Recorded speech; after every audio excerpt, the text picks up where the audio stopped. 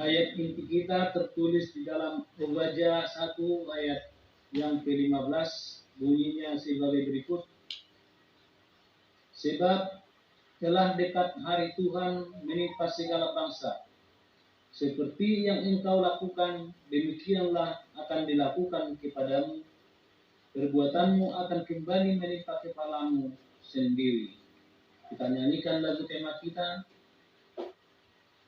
Hentikanlah yang jahat.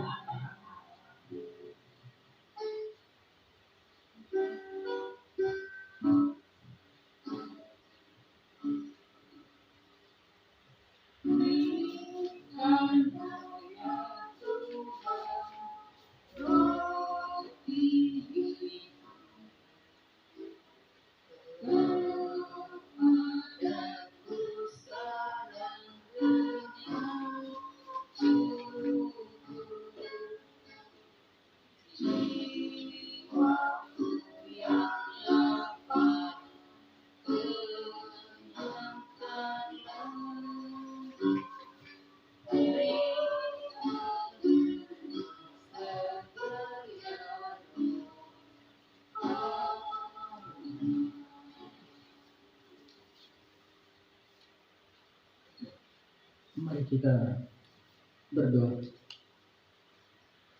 Tuhan, kembali kami datang. Jika Tuhan tidak mengkehendaki firman ini, biarlah Tuhan menginginkannya. Tetapi kami yakin dan percaya Tuhan mengkehendaki hati kami dan Roh Kudus yang selalu bekerja di dalam hati dan pikiran hamba-Nya.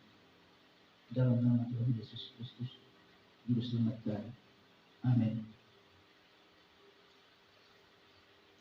Selamat hari Kudus bagi kita semua. Selamat Sabat kepada saudaraku yang dikasihi oleh Tuhan. Pujian bagi nama Tuhan karena masih diberikan kepada kita kesempatan untuk bergabung walaupun secara virtual. Kepada saudaraku Lingga Tommy, pendeta kita yang memberi kesempatan, selamat saudaraku dan selamat sahabat, dan begitu juga keluarga Panjaitan. Tapi kelihatannya Bapak Panjaitan Robert tidak saya lihat di sini. Saya sangat rindu sekali, sudah lama tidak bertemu. Begitu juga Bapak Malau, keluarga semua, dan Lady Joyce dan keluarga semua. Agus, saya belum kenal saudara kita ini, mungkin anggota baru. Salam kenal saudaraku, nama saya Budiman Siregar dari Siantar. Dan begitu juga Lian, saya sangat terpaku tadi mendengarkan bahwa saya adalah seorang tamu yang apa-apa. Tuhan memberkatilah. Jadi ini semua adalah proses untuk menambahkan kepercayaan kita lebih dekat kepada Tuhan. Tidak ada yang disangsikan lagi. Sekalipun banyak masalah dan tantangan, biarlah kita serahkan kepada Tuhan semua pergumulan kita masing-masing, baik dalam keluarga, baik pun di dalam pribadi masing-masing. Saudaraku yang dikasihi oleh Tuhan, begitu juga yang saudara kita yang belum bisa pada saat ini bergaul seperti Bapak Sinabela dan keluarga semua. Halo, juga tidak saya lihat di kamera virtual ini. Biarlah hari-hari yang akan datang akan bisa kita lagi bergabung untuk memuji dan membesarkan nama Tuhan. Baiklah, pada saat ini daripada judul khotbah ataupun pelajaran kita,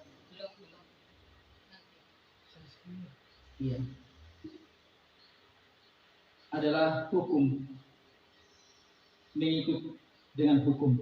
Itulah intinya. Di negara kita ini ada 3 hukum yang berlaku.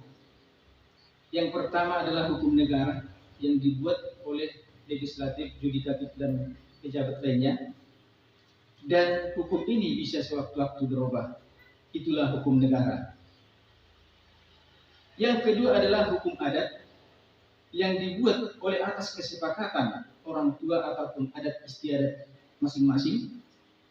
Dan ini berlaku di dalam lingkup daripada peradatan oleh adat istiadat di tempat masing-masing. Yang ketiga, hukum agama, hukum yang tetap yang dituliskan oleh Allah Bapa di surga, yang tetap, yang tidak bisa dirubah oleh siapapun, yang tidak bisa dirubah oleh siapapun, seperti hukum-hukum yang lain tadi. Hukum negara dan hukum adat masih bisa dirubah atas kesepakatan. Tetapi hukum agama itulah hukum tetap yang sudah ditetapkan oleh Allah Bapa Semawi di dalam kerajaan surga. Kita dari yang mulai tadi pelajaran kita sekolah sahabat menyangkut 99% tentang hukum Tuhan. Karena di mana ada manusia, di sana ada hukum. Bukan di mana ada hukum, di situ ada manusia, bukan seperti itu. Tetapi di mana ada manusia, di situ adalah ada hukum. Hukum adalah landasan hidup. Hukum hakikatnya sempit ataupun dan luas. Kenapa menjadi ada pertanyaan di dalam kehidupan kita? Sebagai orang-orang Kristen yang mengadut daripada hukum Tuhan, 10 hukum Tuhan yang harus kita pertanggungjawabkan di dalam iman percaya kita, supaya kita lebih dekat kepada Tuhan. Kenapa ada hukum? Karena hukum adalah satu-satunya menggambarkan tabiat manusia yang ada di dunia ini, ciptaan Tuhan. Karena manusia itu jatuh ke dalam dosa, sehingga hukum itu diadakan oleh Tuhan. Saudaraku yang dikasihi oleh Tuhan, jika saya selama ini tidak bisa dilihat oleh saudaraku yang saya kasihi, tidak ada merasa dendam saya satu pun di antara kita jemaat Ragunan satu, tidak ada yang saya dendam. Saya selalu mendoakan saudara supaya saudara tetap teguh di dalam iman sekalipun kita lain tempat. Karena saya, menurut iman saya, jika saya mendendam kepada seseorang yang lain, apalah upah saya di dalam kerajaan surga? Apalah artinya saya untuk mempertahankan iman saya kepada Tuhan Yesus sebagai juru selamat pribadi saya? Karena orang seperti itu, orang pendendam, orang yang tidak suka melihat orang, tidak ada tempatnya di dalam kerajaan surga. Jadi yang bertempat di dalam kerajaan surga adalah orang yang menurut kepada firman Tuhan dan orang yang menurut kepada hukum Tuhan. Itulah sebabnya pada saat ini kita diikat oleh Tuhan, diikat oleh hukum Tuhan, diikat oleh kasih sayang Tuhan satu dengan yang lain, sehingga kita layak di hadapan Tuhan menjadi hamba, tetapi bukan hamba lagi, tetapi menjadi anak-anak Tuhan. Saudaraku yang dikasihi oleh Tuhan, selama ini saya memang jarang untuk datang ke tempat di mana kita berbakti melalui acara seperti ini virtual. Tetapi saya banyak kegiatan juga setiap sahabat di sini. Di Facebook saya ada 4 Facebook saya yang harus saya layani setiap sahabat. 5.000 satu Facebook itu keanggotaannya di sana. Ada lagi yang 2.000, ada lagi yang 100 dan lainnya. Dan saya tetap selalu berdoa siang dan malam untuk di mana orang-orang itu harus mendapatkan doa untuk kesembuhan dan kebaikan rohani mereka dari seluruh Nusantara dan juga sampai ke Malaysia juga saya layani mereka. Itulah sebabnya pada saat ini saya menyampaikan firman Tuhan pada saat ini mengenai kita berjalan di dalam hukum Tuhan. Kuatkan dan teguhkanlah hatimu, sebab engkaulah yang akan memimpin bangsa ini memiliki negeri yang kujanjikan dengan bersumpah kepada nenek moyangmu mereka untuk diberi kepada nenek mereka untuk diberi kepada mereka. Jika kita menelusuri daripada perjalanan bangsa Israel menuju tanah Kanaan, yang dimana tanah Kanaan itu adalah tanah perjanjian. Tanah perjanjian yang sudah dijanjikan oleh Allah kepada nenek moyangnya, yaitu Abraham, Yakub, dan Ishak. Itu sudah disampaikan dan sudah Tuhan bersaksi ataupun Tuhan Allah sudah berjanji dan bersumpah tanah itu akan diberikan kepada bangsa Israel di tanah, yaitu tanah Mesir. Sesudah mereka ataupun bangsa Israel menjadi banyak, seperti apa yang sudah disampaikan oleh Tuhan kepada Abraham, bahwa keturunan bangsa itu ataupun Abraham seperti bintang di langit dan pasir di laut. Itulah yang sudah disampaikan oleh Tuhan Allah Bapa Surgawi di dalam kerajaan surga. Memang benar, sesudah mereka diberikan oleh bangsa Mesir, yaitu Gosen sebagai tempat bangsa Israel pada saat itu untuk beranak pinak di sana, sehingga mereka itu banyak di sana melakukan kehidupan mereka sebagai umat-umat yang melarat pada saat itu.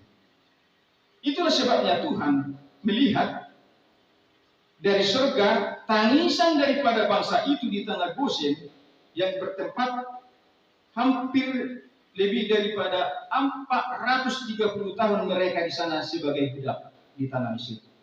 Dan mereka sangat menderita, menangis kepada Tuhan supaya mereka dilepaskan daripada cengkraman ketidakbenaran yang dilakukan oleh Mesir pada saat itu.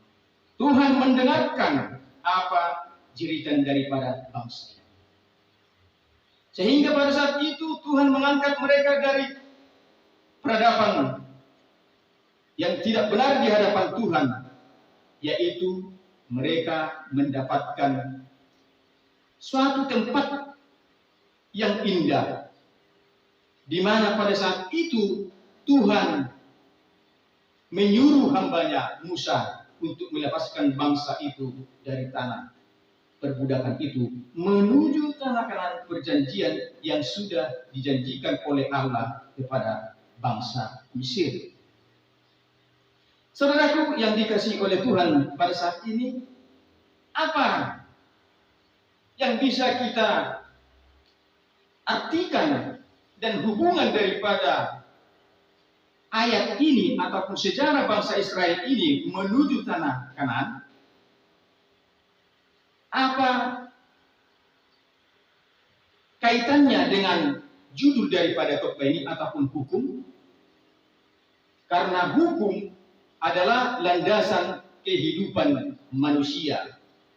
Hukum adalah landasan kehidupan manusia. Jika manusia itu mengabaikan hukum, maka manusia itu tidak akan dapat untuk melakukan daripada kebenaran di dalam kehidupan mereka sendiri. Karena itulah sebabnya di mana manusia, di situ adalah hukum. Kita berbicara di sini adalah tentang hukum Tuhan, bukan hukum negara ataupun hukum adat. Tetapi kita berbicara mengenai tentang hukum Tuhan. Bagaimana Tuhan menjabarkan hukum Tuhan yang dituliskan oleh Allah dengan jarinya sendiri kepada umatnya yang terpilih. Sebagai bangsa terpilih adalah Israel, yang sudah dijanjikan oleh Allah kepada nenek moyangnya, yaitu Abraham dan Yakub, Ishak. Dan Tuhan bersumpah pada saat itu, dan sumpahnya itu Allah menepati janjinya dan melepaskan bangsa itu menuju tanah perjanjian yang sudah dijanjikan oleh Allah kepada mereka.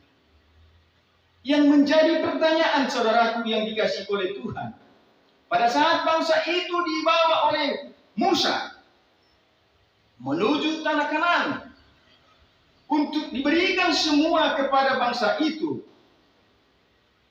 banyak masalah-masalah yang dihadapi oleh hambanya Musa. Banyak masalah-masalah yang dihadapi oleh Tuhan di sana. Karena Tuhan sudah melihat betapa kejinya akhlak dan kelakuan dan perilaku bangsa itu selama mereka berada di tanah perbudakan di Mesir. Tidak segampang itu untuk merubah sikap dan perilaku di tengah-tengah orang bangsa itu yang tidak mempunyai kebenaran.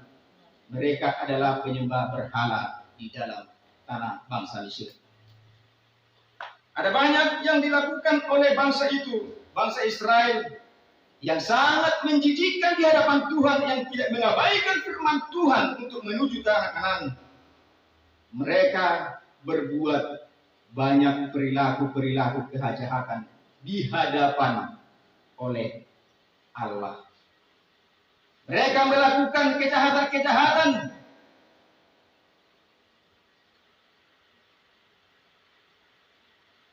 di dalam perjalanan menuju tanah Kanaan yang sudah dijanjikan oleh Allah. Yaitu apa saja itu saudaraku yang dikasihi oleh Tuhan? Banyak masalah-masalah ataupun perilaku-perilaku yang dilakukan oleh mereka bangsa Israel menuju daripada tanah Kanaan. Seharusnya bangsa itu bisa untuk melakukan perjalanan 40 hari untuk dapat sampai ke tanah Kanaan.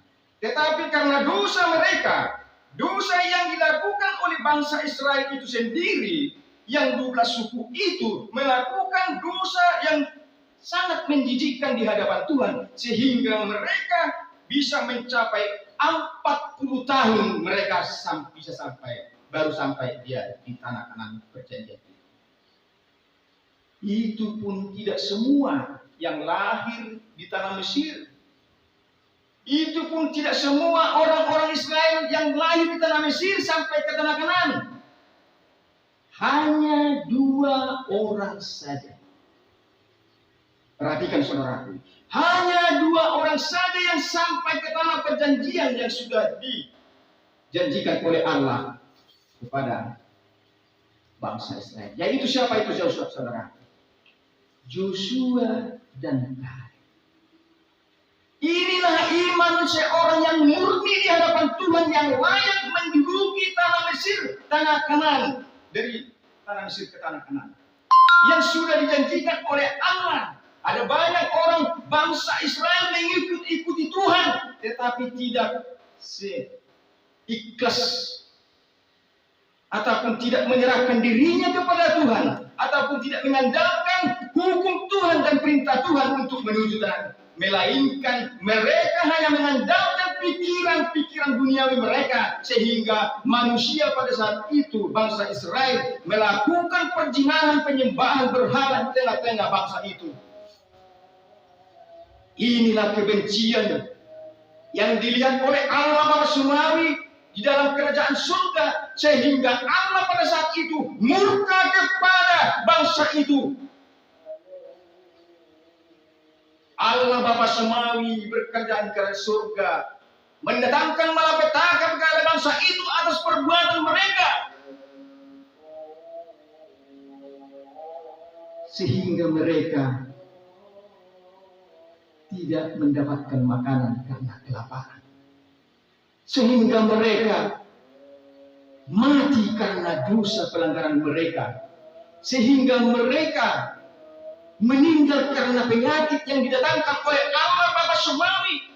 Karena Allah sudah melihat bangsa itu sebagian tidak mau akan bertobat lagi untuk ditobatkan menjadi orang yang benar di hadapan Tuhan, sehingga dimusnahkan semua.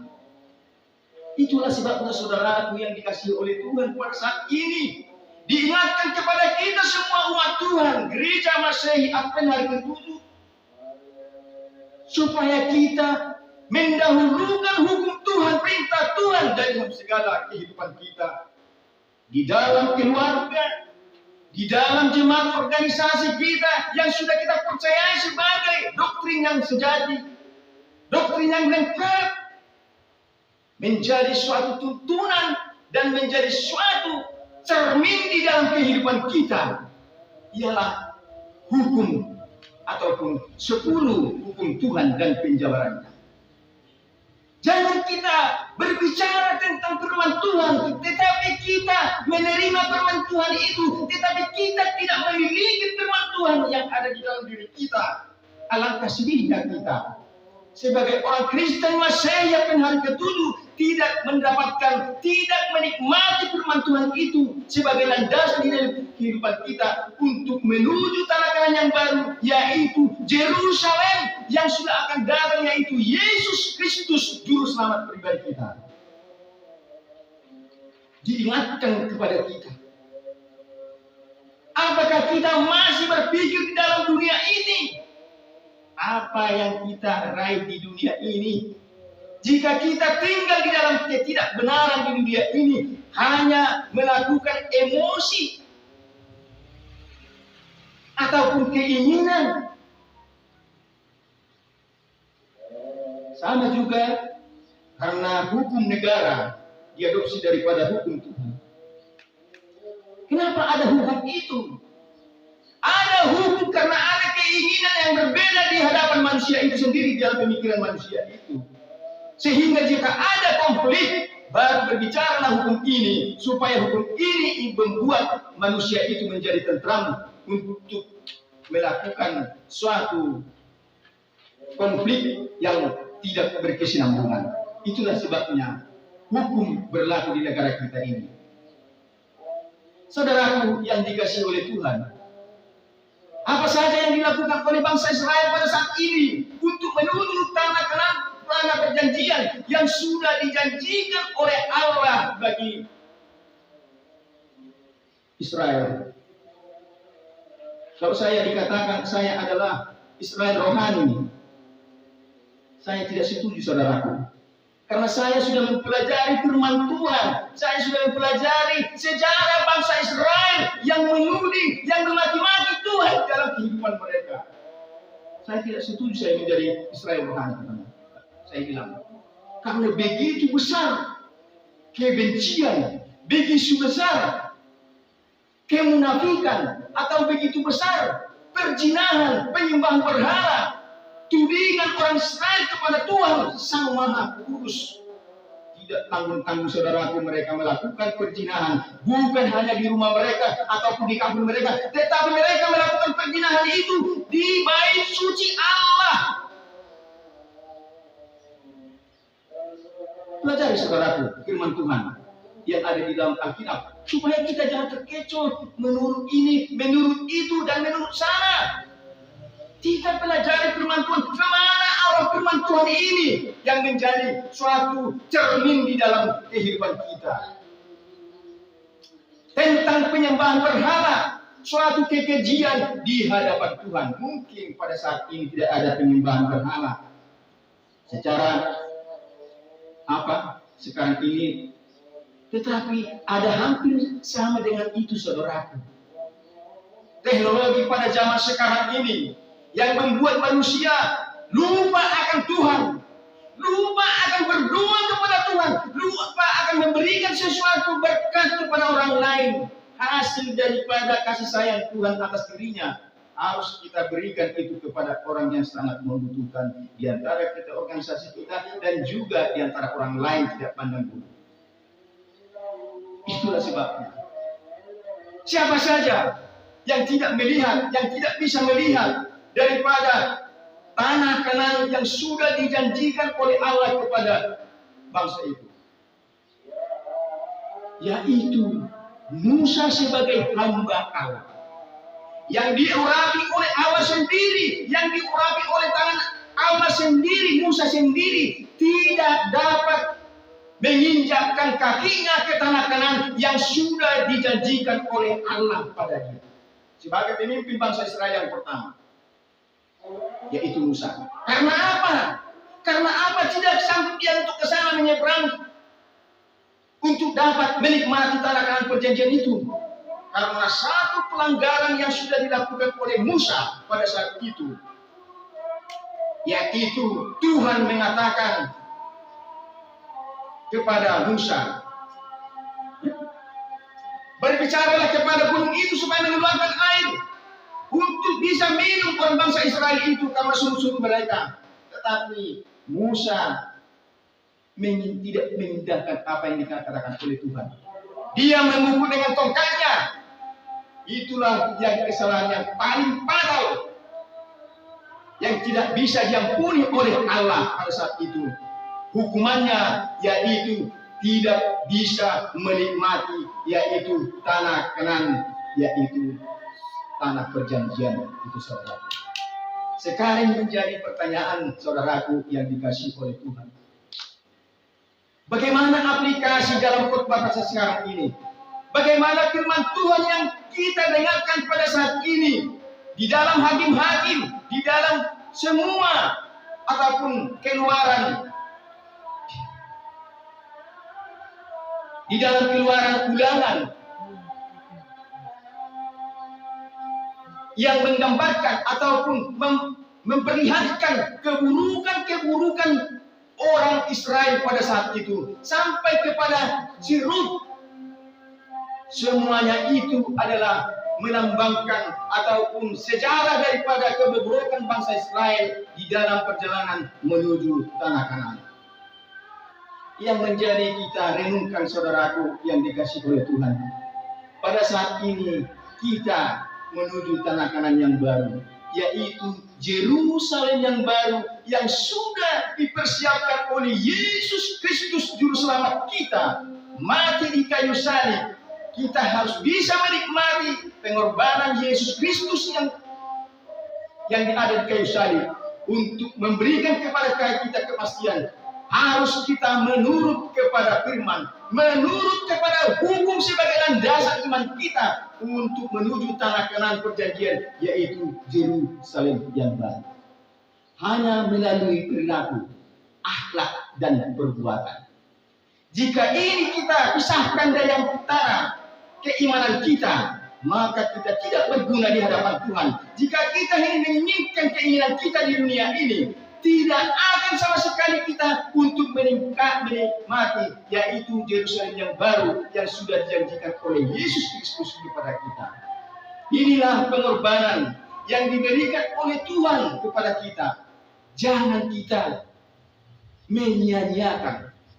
Jangan kita membuat kembali seperti apa yang dibuat oleh bangsa itu sendiri di dalam kehidupan kita masing-masing, baik di dalam bernegara maupun di lingkungan kita, baik di dalam organisasi. Kita harus bersatu mengikat perjanjian Tuhan atas nama hukum Tuhan dan perintah Tuhan. Karena Tuhan memberikan kepada kita pikiran, hati yang bisa kita membedakan mana yang baik, mana yang tidak baik di dalam pemikiran ataupun di dalam kehidupan kita. Maka kita, bila mana Yesus yang kedua kali nanti datang, Yesus Kristus datang yang kedua kali, tidak ada lagi tercela.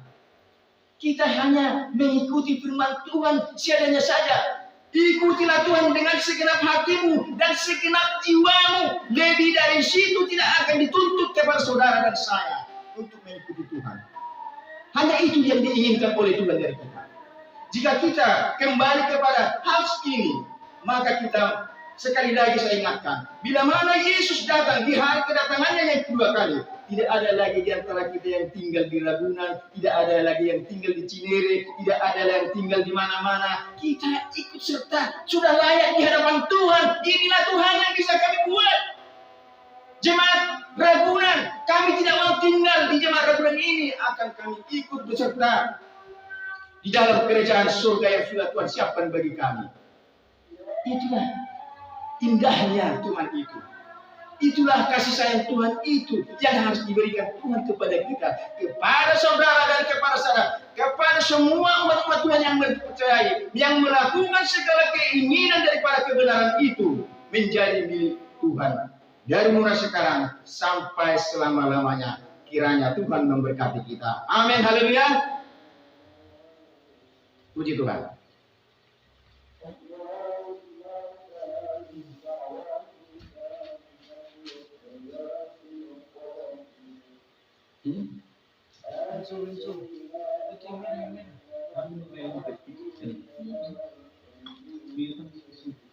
Kasih kepada kita pada hari Sabtu ini, kita akan untuk kebaktian kita dengan membuka lagu Siam nomor 440. Lagu Siam nomor 440. Baik, berharap pada Yesus. Semua ayat.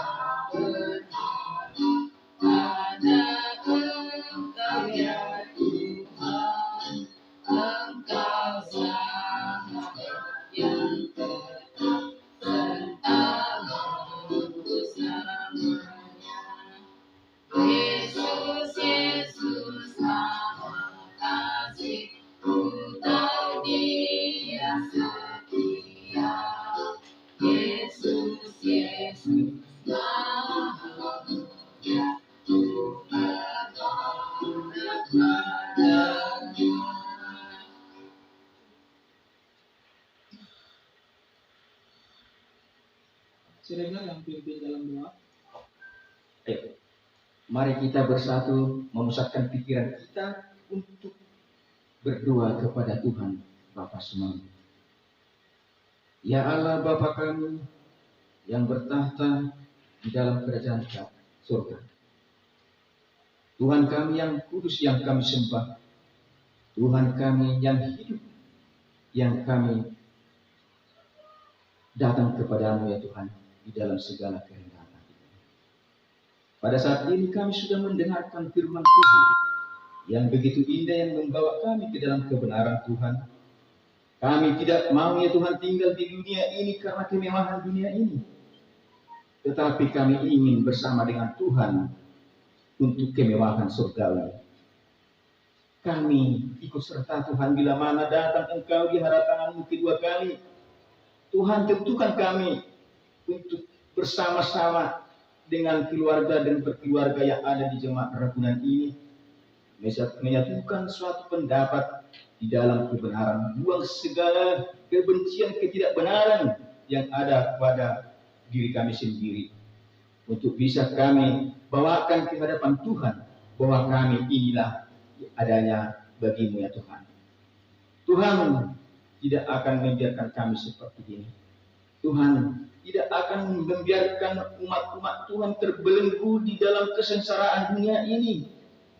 Tetapi kami yakin dan percaya Tuhan akan memberikan jalan yang terbaik bagi kami untuk Tuhan benarkan kami di dalam kehidupan kami masing-masing.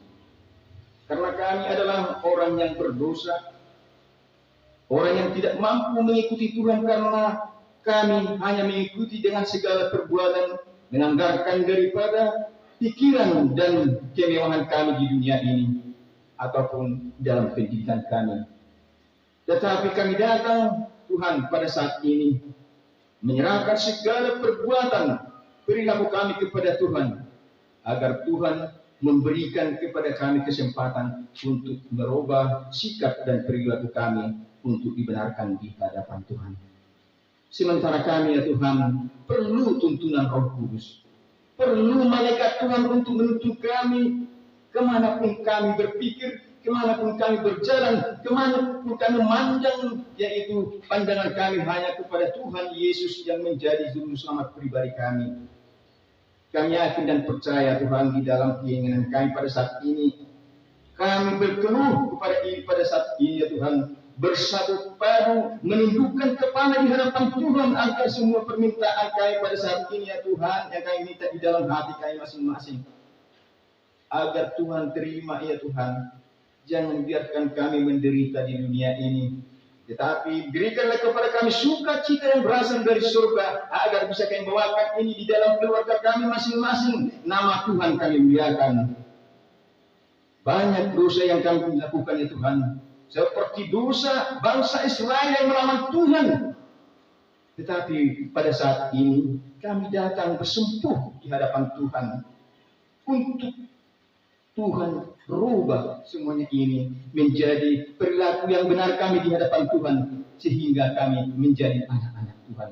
Anak-anak Tuhan yang menjadi pewaris kerajaan surga yang Tuhan persiapkan bagi kami pada saat Tuhan Yesus Kristus untuk menjemput kami, untuk menempati tempat yaitu Yerusalem yang baru itu. Kami layak di hadapan-Mu ya Tuhan penghuni, bukan seperti bangsa Israel yang terdahulu yang selalu melawan di hadapan Tuhan dan bersungguh-sungguh untuk meminta kebenaran ataupun ketidakbenaran di hadapan-Nya. Terima kasih Tuhan, terpujilah nama-Mu. Dan kami yakin dan percaya Tuhan akan mendengarkan doa permohonan kami. Tuhan akan mengingatkan kami pada saat kami berbuat sesuatu di dunia ini. Tuhan, terima kasih. Terpujilah nama-Mu ya Tuhan. Dengarkanlah doa permohonan kami ini ya Tuhan. Kami alaskan di dalam nama Tuhan Yesus Kristus, Juru Selamat pribadi kami. Amin.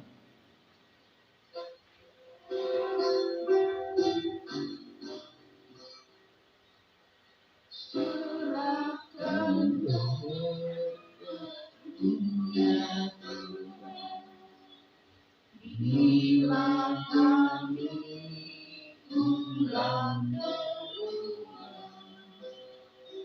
didik kami sepanjang hari, pujilah Yesus selamanya.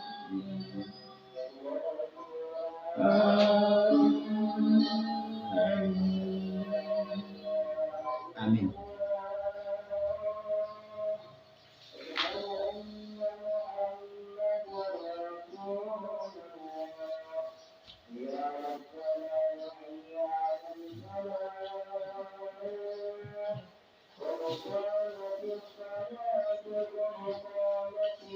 Pak Pendeta, saya mau nanya sebentar, ada majelis.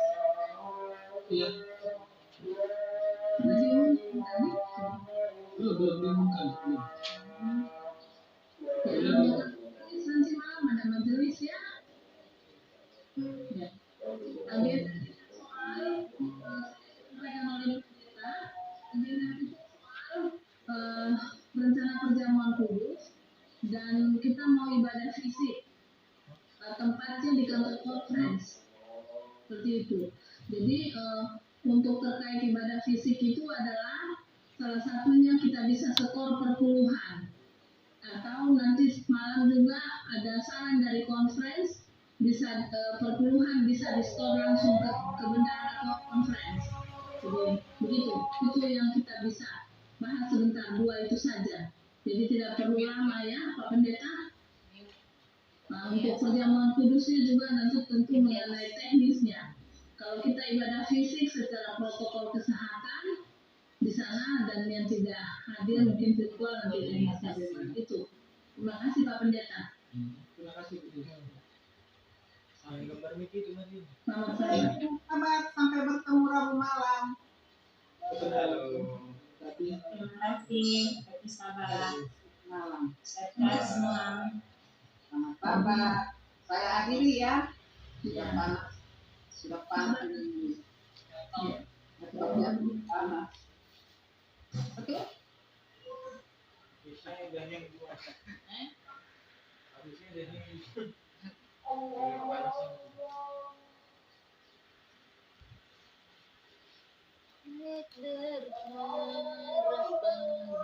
iya, ada bantu bapak dalam toko. Ternyata cuma Tahu Pak, PowerPoint-nya Bapak lari tuh. PowerPoint-nya Bapak itu enggak sinkron. Apanya? PowerPoint-mu Mau tuh lalu menghargainya benar nih udah. enggak sinkron sama khotbahnya. Sinkron? Itu paling sinkron kok. PowerPoint-nya saya bilang. Panggilan Tuhan apa gitu. Jadinya kan enggak sinkron ke hukum apa itu. Turunnya Itu masih rekam itu. Beh, Masih live streaming itu. mau nih. Lewat tahu nih. Lewat. Iya. Nomor delivery. Ke mana? Iko mana?